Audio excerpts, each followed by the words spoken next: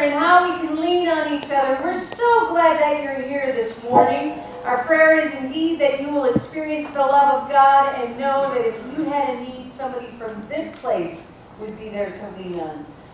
We're just glad that you're here. A couple things I want to highlight. Immediately following this service, there's Lunch Bunch at Habaneros, which is right over by McAllister's. Would love to have you join us. Trevor is our host today. Just look for the guy in the bow tie, and he'll lead you around. So, yeah. I want to thank those who came out Friday and Thursday evening to support Reverend David Meredith. People have been asking how that all went, how the trial all went, and it is convoluted and all kinds of things. So, what happened on Friday was not actually his trial.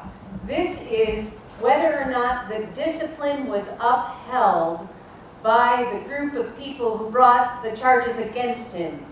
And so, this decision will come out in about 20 days or so.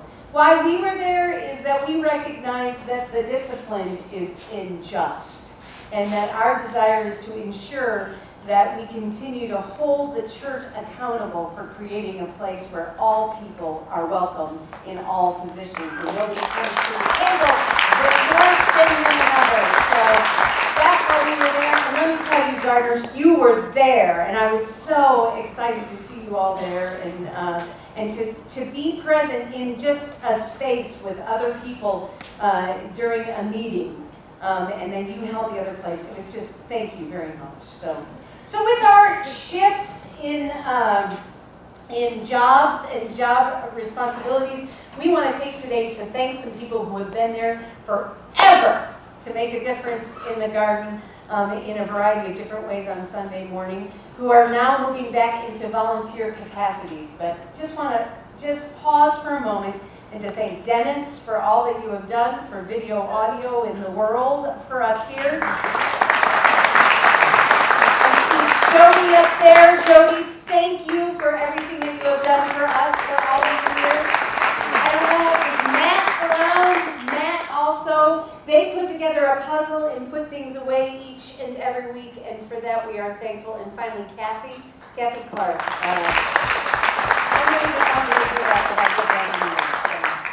So this is the fourth Sunday of Lent, and for many, many years now, the fourth Sunday of Lent has been dedicated to bringing forth the efforts of UMCOR, the United Methodist Committee on Relief.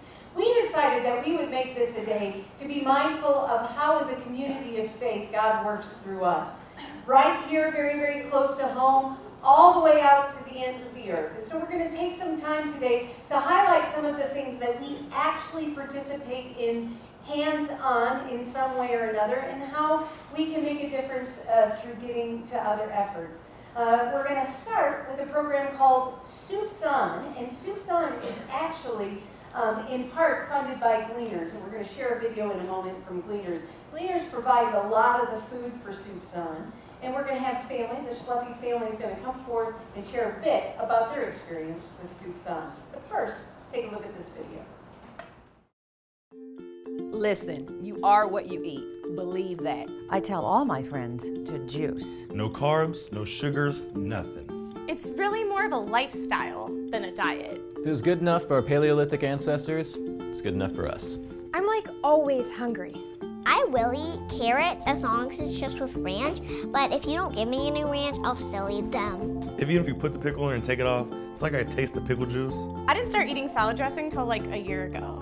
Guacamole, do not put guacamole in anything. I don't like the crust on the bread. I don't really think I'm picky, I just don't like all that stuff on my food. Never any dairy. No meat. All meat. Low sugar, Hypo low alcohol. Pescatarian. Macrobiotic. Reduced fat. Lean. Picky eater? No, no way. I would say I'm a picky eater. Me and my family, we'll eat anything. Because a lot of nights, we've got nothing. One of my biggest fears is to run out of food. Our family makes a lot of sacrifices, and having something to eat shouldn't be one of them. My backpack is special. No matter what, I'm going to protect my children. Everything we have is a blessing. This place, it's a blessing to us.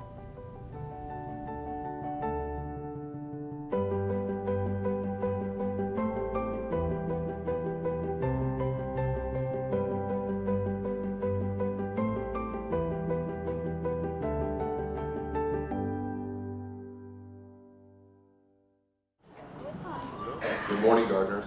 Good morning. First, let me start by saying it's an absolute pleasure to address you guys today. We're going to talk a little bit about a program that, at first, we weren't sure,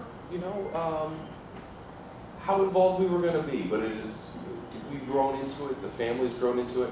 It's become something that is more than just a tradition for our family, and we thank the garden for the opportunity. Before I go any further, I want to introduce my family. Down here on the right, my son Keen, 5-year-old, kindergarten. My wife Shannon, my daughter Orla, 9, 3rd grade, and my name is Brad Schleppy. To set the stage, and before I let the more important folks do some talking here, one of the things that we've been talking about and thinking about in preparation for today is, what the homeless situation looks like in Indiana. We hear about things on the news, we hear statistics, we hear news reports, those types of things, but I just want to read a couple of things. I hate reading to audiences, but I'm going to because I want to get this right. These are primarily for the metro area, but first and foremost, the metro area saw a 10% increase last year in homelessness, 10%. These numbers of more than 1,800 individuals will be homeless every night in the metro area here in Indianapolis. That's according to CHIP, the Coalition for Homelessness and the Indiana Policy Institute. Most startlingly for us was the increased need in emergency shelter, as well as the increased need for families, veterans, and for those that need just a general safe place night overnight.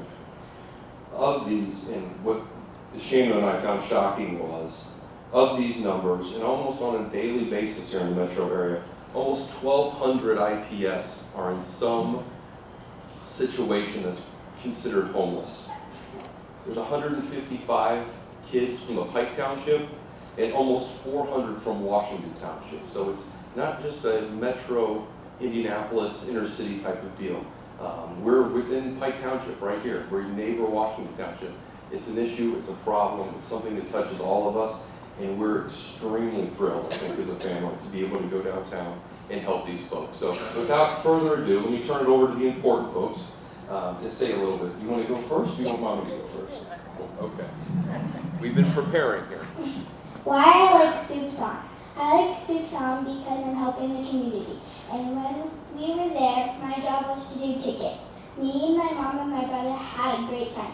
Then we started to have many conversations with the guests. Then they started to smile, which made us feel really warm inside.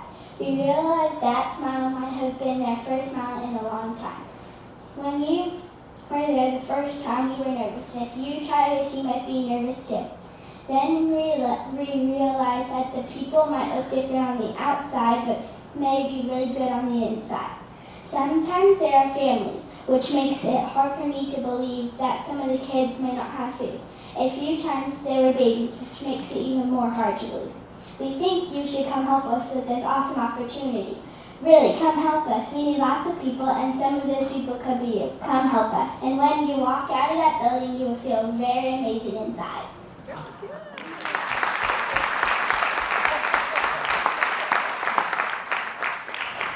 So as a mom and as a dad, it is really important for us to let our children experience something like this in a protected environment, and this was the perfect environment for us to do it. And it was really important to not just talk about helping the community, but to lead by example for our children so they could see us doing it and they could see us interacting and treating everybody with dignity and respect. And so we've done it a couple of times now and we love it, and it sparked some great conversation around our dinner table with our children. And they talked to their friends about it, about how much fun they had and how everybody really is the same on the inside. They just maybe gone through a hard time at that moment in time, and we're able to be there to make their day a little bit better. Do you have anything to say, Kane? Why do you like to do it? I like to do the tickets with my mom and sister, and I also help mom to school and also help my dad do some dishes. Do some dishes? Yeah. And how does it make you feel to do it? Happy? Do you like doing it? Yes. You want to do it again? Yes. Keen likes to eye up the cakes. He always gets a piece of cake when he's done. So we would encourage everybody to come out, give it a try. It's really a wonderful, wonderful opportunity that we have enjoyed and will continue to do. Thank you again. Thank you for the opportunity. Have a great Sunday.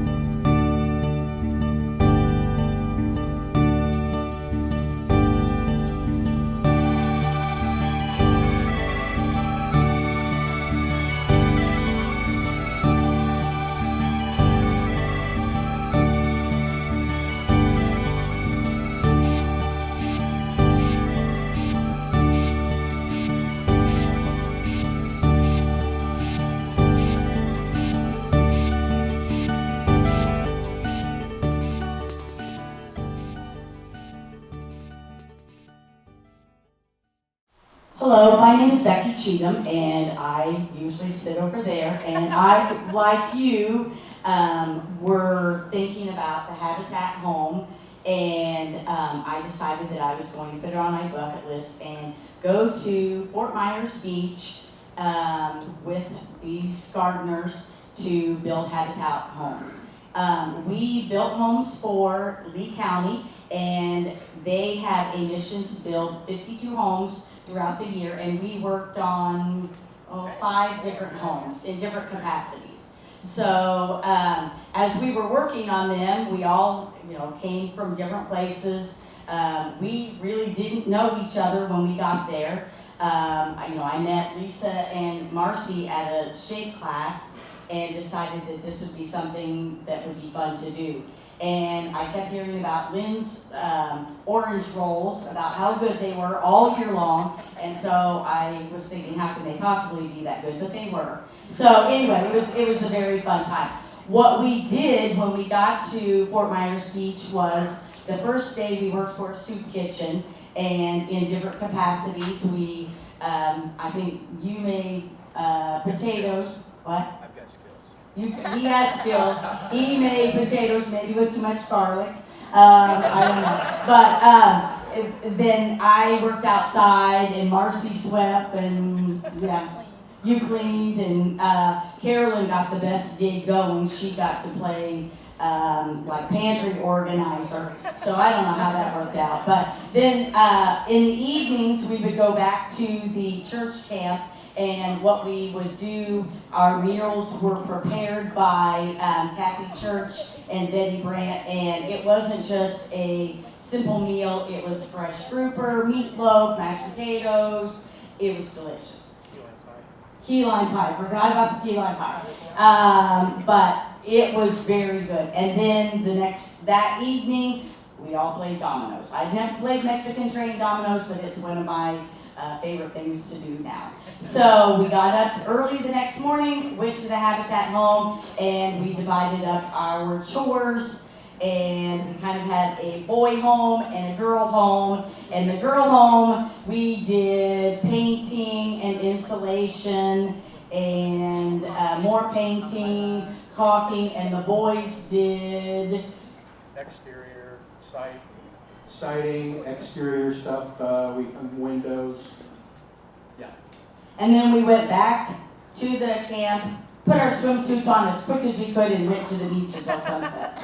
So while you were all here in the cold winter. But we had really a lot of fun. Like I said, we didn't know each other when we first started, and it was a great fellowship. We learned a lot about each other, maybe more than we want to know, but no, we did learn a lot about each other. And I think it was either Gary or Bill Brown that said, we've all been on all-inclusive vacations. This was the best all-inclusive vacation you could ever go on for $250. We had service, we fellowshiped with each other, we had tremendous food, beach. Provided housing for families. Provided houses for family, yeah. And food, yes, yeah. Lynn? And I got to meet Fred the stucco guy. Oh, That's yeah. So next year the trip is February 17th. February 17th. There will be more in your bulletin, I'm sure. You can pull it apart. And, please decide to go. Doug Church said that we wanted to double the amount of people that went. So, That means 32. And we had 32. So. All right.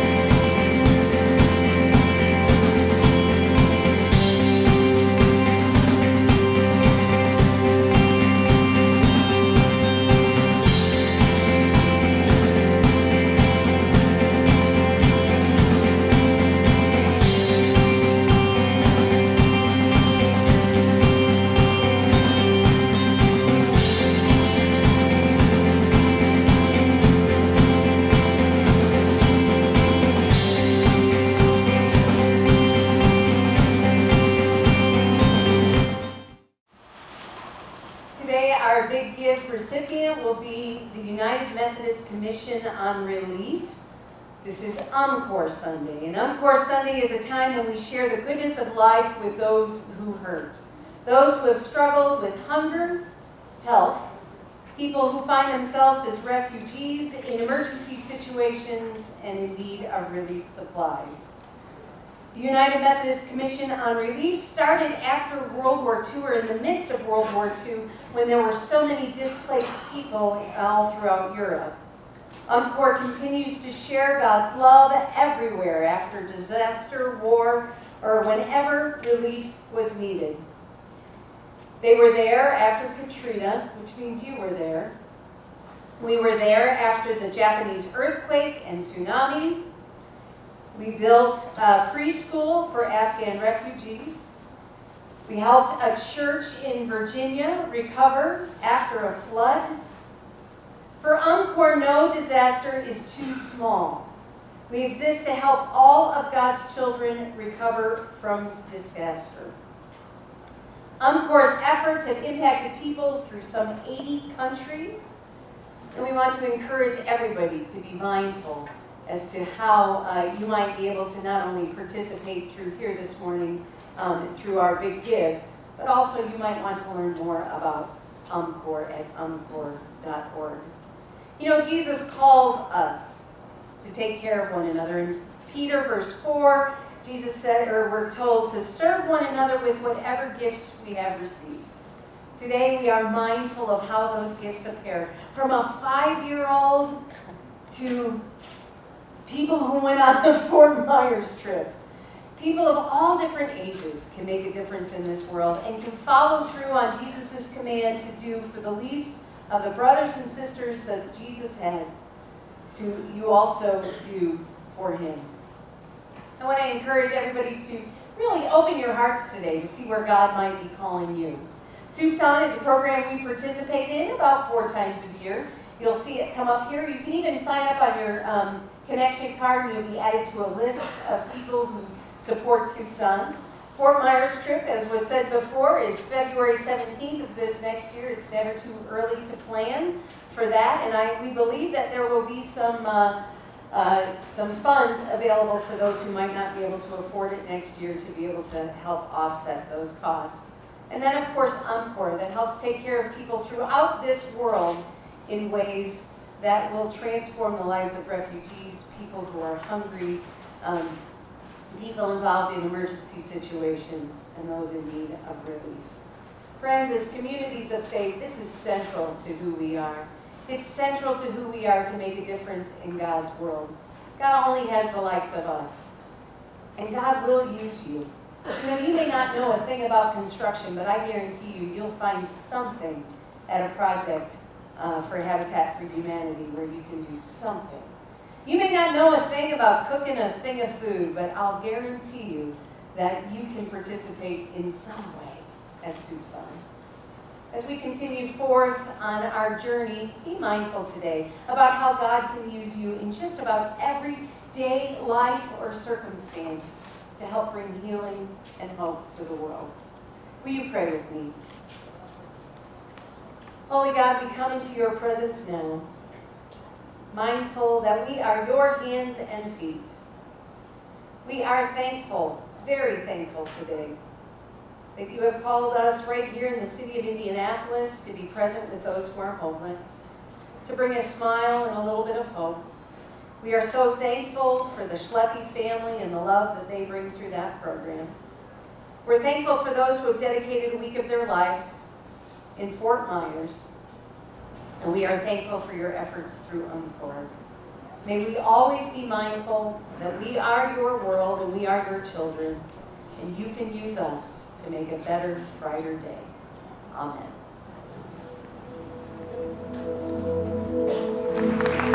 Orla and Keen, thank you for reminding us that we can make a difference. You can be big, you can be small, you can make a difference somehow this week.